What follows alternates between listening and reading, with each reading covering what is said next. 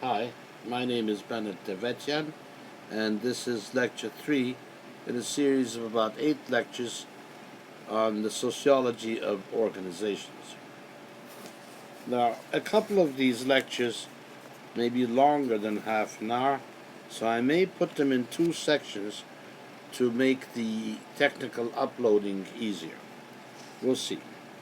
So let's consider this is section 1, and I'll tell you at the end if it's the end of the section, the whole lecture, or if there'll be section 2.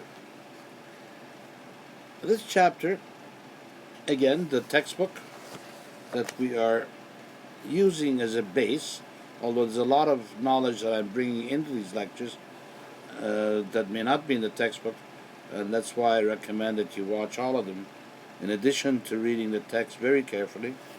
The text, an outstanding text, is called Understanding Organizations by Howard Loom. It's available on all the web site bookstores, Amazon being one of them, and also available at the UPI bookstore. This section is called Management and Administration. And again, we are going through some of the very relevant theories. As industrialization firmly established itself, we have the rise of the idea that management is a science. Here, responsibility for decisions starts resting with the managers. The main focus is not the work, but the worker. What is being studied in addition to what work needs to be done is the behavior of the worker, personality of the worker, and how the worker can be made to produce at his or her maximum. The goal is to produce more work, to produce it more quickly, and to produce it with less cost. I need to focus on... the camera's over there. Okay. And to focus on it with less cost. So the question that is being asked is, what is the best way to organize labor? Why do workers not work harder? I call this Theory X. Theory X begins with the idea that workers do not really want to work, and that if not controlled, encouraged, or whatever, they will produce less than they could.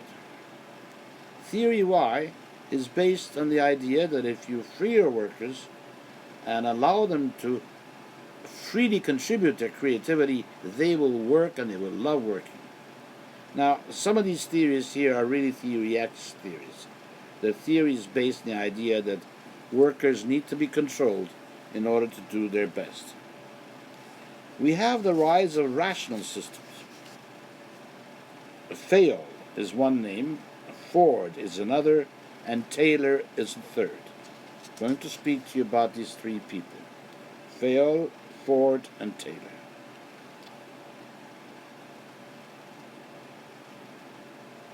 Questions. How will people feel at work? Are people being ethical or not? Would we do the same thing if we were being affected by our actions? These are examples of rational kinds of thinking in an organizational setting. The rational system focuses on accomplishing goals in efficient, predictable, and consistent ways. Such systems are tightly controlled through a bureaucracy, as we mentioned before, and through a hierarchy of management that attempts to minimize wastage and maximize productivity. You see, the early industrialists had a problem. The work was controlled by the workers, who were skilled craftsmen, as industrialization came in, The worker was in charge. The factory floor was still occupied by craftsmen doing their craft. So you'd have different people sitting around putting chairs together, but they were still in charge of their work. Here we have the introduction of the rationalization of production. The objective is to alter the social relations and division of labor in manufacturing to make it more mechanical, systematic, and manageable. So now these people start studying the workers. They're watching them. They're going, okay, well, Joe's making that chair, and Alfred's making a chair right next to Joe, and they're discussing chairs. How would it work if we have Joe making a chair here, and next to him we have Alfred making a table? Will they waste as much time talking? Very detailed questions such as these were asked. Let me talk to you about Henry Fayol, 1841 to 1925. Again, look at these dates. It's 19th century coming into the 20th century. He was responsible for the professionalization of management as a science. He believed in management principles and organizational charts that had very clear, specific lines of authority, command, and control mechanisms. His work increased the authority of the managers because he distinguished between the managerial and technical skills. They're not the same to him. The workers worked, the managers administered work. The managers should supervise directly, i.e., limited number of subordinates. You following this? The managers should supervise work directly, i.e., limited number of subordinates. Ford, on the other hand, Henry Ford, organized the factory floor and the factory towns, the factory stores, and the factory town management. This guy owned everything. He was opposed to the free assembly, in other words, the free meeting of workers, even during off hours, believe it or not. The factory rules included absolute authority in the hands of foreman, foreperson. The person who is supervising the workers had absolute authority. He even went far enough to hire a detective agency to control the movements of staff. He disrupted collective action that would have led to unions. He established a work environment that bordered on near total surveillance. Now, in the post-Fordism era, which is 1970s,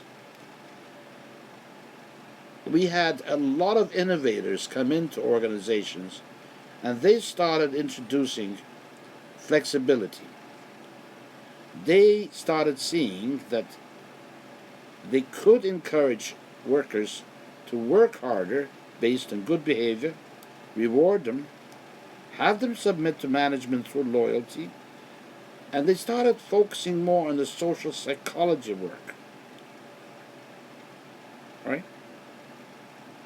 So a worker could lose half his wages in the Fordist system, but in post-Fordism, it was a different kind of environment where workers were encouraged and given bonuses in order to do better work.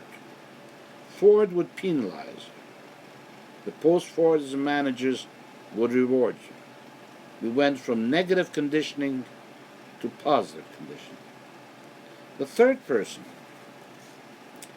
Frederick Winslow Taylor, 1856 to 1915. Again, one of the proponents of the scientific management system, and he was obsessively focused on efficiency. He observed every detail of a worker's actions, timing every step.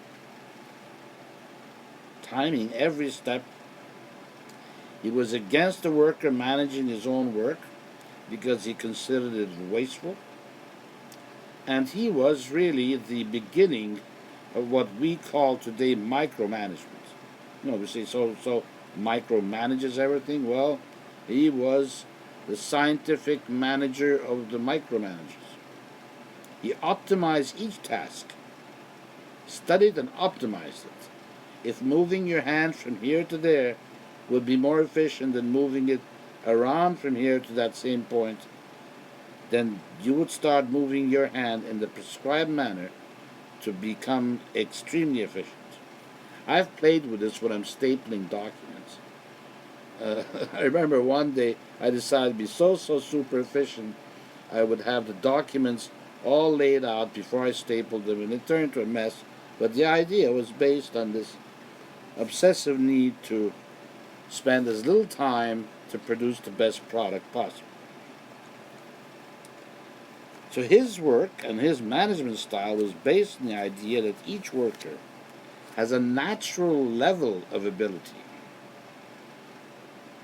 So, against initiative that would go past that level, and he was against initiative that would not reach that level. He knew everybody had a limit, but how to reach that upper limit was the question he asked.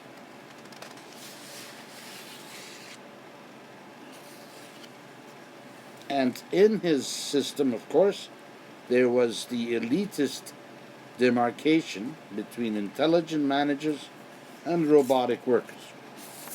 In a way, when we speak of the Taylorization of society, we are referring back to this Taylor fella, because he believed in gradual change, but very controlled change, sharing the benefits of improved production with the workers, which in our own epoch is called profit sharing, and then the elimination of those who do not pitch in. He was not forgiving at all. Taylor was not forgiving. And in our own epoch, we have corporations, like fast food chains are one example.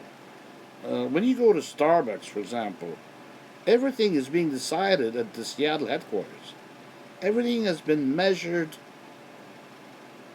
tested, so when you walk into your local Starbucks, you think it's a local operation, but other chains too.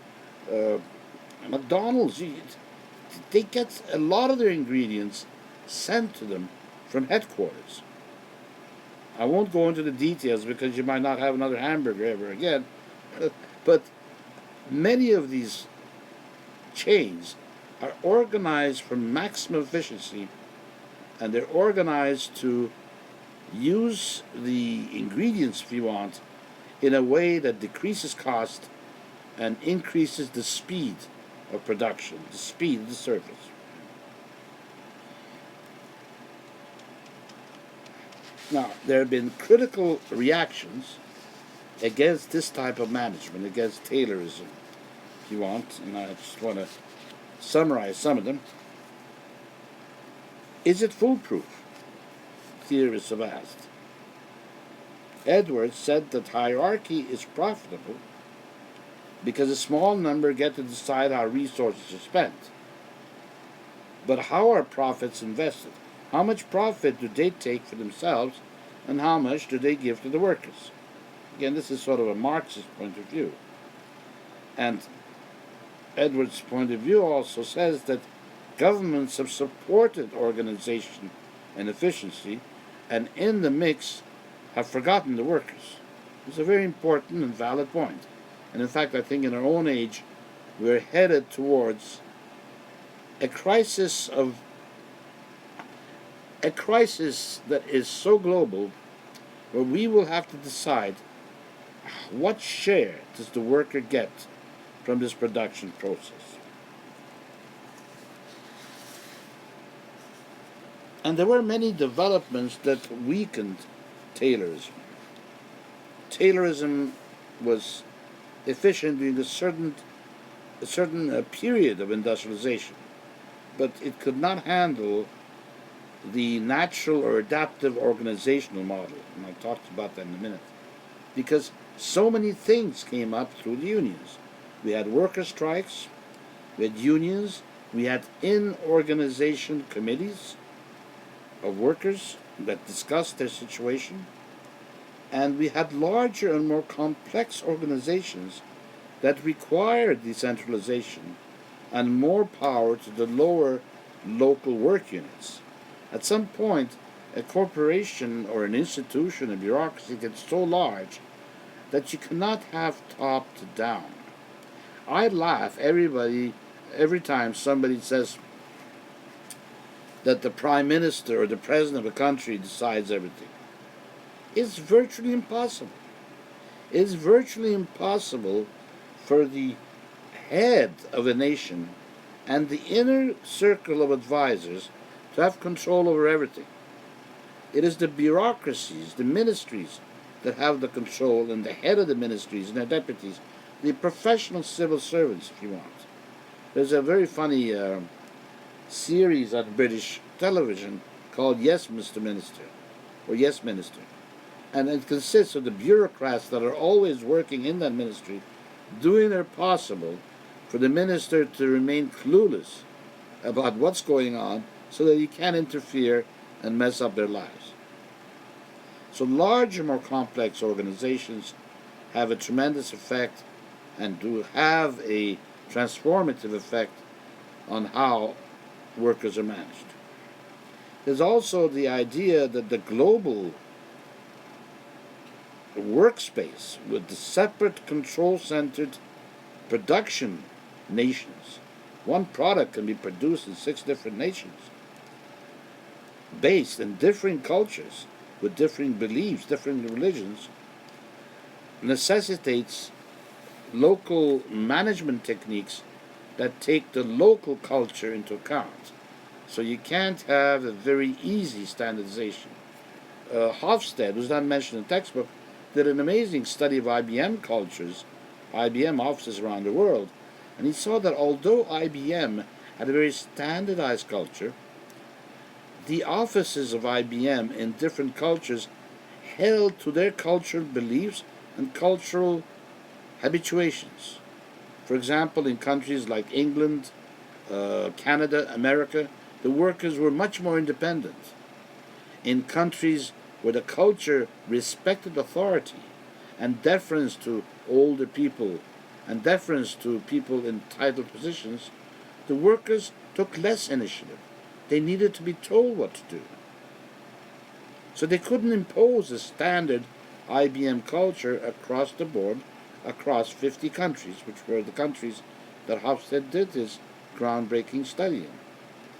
So organizations have to take into account the human systems that are involved and that they're working with. The Hawthorne experiment at Western Electric Company from 1923 to 1932, it's almost a 10-year study, replaced scientific management with a natural systems approach. This was a very interesting study. It defined work as a social activity and management as a human problem. Not a human imperative, but a human problem. They asked, can changing the physical conditions have an effect on production? And then they noticed that no, it doesn't. There are 2 control groups, and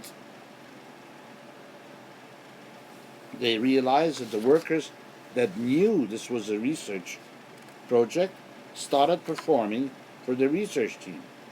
They worked harder because of the situation, but not because of the physical rearrangement or whatever. So they saw this as a social activity because they noticed that the group that was working harder because they knew they were being observed were doing so because workers, and this is so important in organizational psychology, workers crave a feeling of group solidarity and appreciation. Robert Townsend, not mentioned in the book, the author of the amazingly funny and devastatingly accurate book Up the Organization, said your workers are breaking down from lack of work. Freedom. Give them freedom to be creative and reward them with compliments, and you'll be amazed. Workers don't work harder for new pay. It's like a family. You know, kids want the approval of their parents. But when you go in an organization, you have a similar situation. Workers crave the positive feelings they get from feeling they've done a good job and have been recognized for it, and they like the group solidarity. There was a man, I can never remember his name, and it's embarrassing, I can't. He had a total zero defects idea of management. The Americans didn't listen. He went to Japan. They have statues in his memory in Japan. The Japanese accepted his theories, and they started working in their production lines with the decision not to make errors. If you want to know where Honda came from, Honda's quality control, you can study it and you will see that it comes from the reliance on the pride of the worker and the pride of the collective. Now, perhaps this was easier to do in Japan. It must have been because the Americans, being independent-minded, maybe didn't like his theories, didn't get anywhere with them. But this particular critique of scientific management, the very controlling management, is based a lot on the recognition that social psychologists came to some very useful conclusions, such as Charles Horton Cooley, who in his Looking Glass Self said we imagine what we think of each other, and we require each other's approval, and if we feel that the other's opinion of us is a negative one, of course it's all in our head, we never know what the other thinks, we can feel mortified, that's the word he uses, mortified or ashamed or embarrassed. And Irving Goffman, in his Art of Impression Management, does the same study where he shows that we are acting for each other, and the one feeling we do not like is embarrassment, and the feeling that we do like is pride. So the key assumptions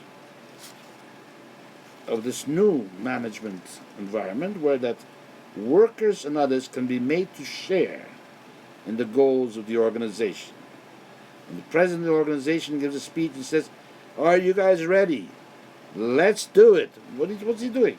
He's getting the people, or she's getting the people, to share in the goals, to feel that they own the organization, which of course they don't. That's one. Two, tasks can be presented so workers want to do them. Can be smart. Human beings have their own goals and needs, and if you can bring the task to take into account that person's goals and needs, then they're going to work that much harder. So social relations, to get back to the central issue here, are key elements, and they go beyond the financial. Awards, bonuses, anything that is a recognition of the person. So the new management pays attention to the social dimension and believes that increased productivity as a consequence of good social relations will lead to increased profits, and makes use of worker input, asks for worker input because that is a way of getting the worker to participate. So to sum up this chapter, the human relations movement has drawn on sociology, psychology, social psychology, philosophy, all of these to produce a natural systems approach. And this since the 1980s, I would say. The idea that organizational culture can be created to the benefit of the organization. We now speak of organizational cultures. The organization begins having an identity of its own, and its workers are participants in that culture, and it is almost like a society. Organizational culture. Keep that phrase in mind when we go to lecture 4, I believe. This is lecture 3 ending in one section, and lecture 4 will be next. Thank you for being here.